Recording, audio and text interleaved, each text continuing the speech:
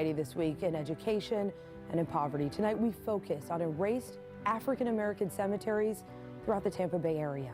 It is something our Emerald Morrow has been sharing with us for months now, her series, Erased. So far, she shared stories from 5 African American cemeteries that have been lost or destroyed in our area. Today, archaeologists say ground-penetrating radar found 70 graves from an old cemetery underneath a business property in Clearwater. 10 Tampa Bay's Emerald Morrow explains how these repeated injustices fuel the frustration that we see spilling into the streets today.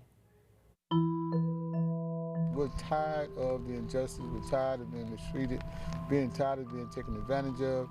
But what do you do when your history has been erased? There's a lot of relatives that have not been accounted for, including loved ones of Clearwater native Carlton Childs.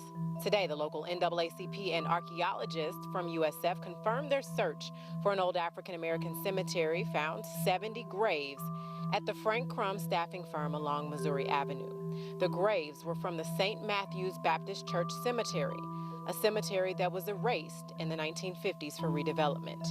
At the time, racism and segregation meant African Americans lacked the political and economic power to hold onto their property and sacred institutions like cemeteries.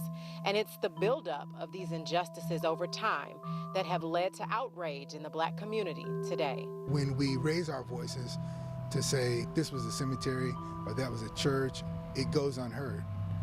Those are the types of things that over time can build up, and you see what you have today, which is, protesting in the street, rioting in the street, looting, that kind of thing.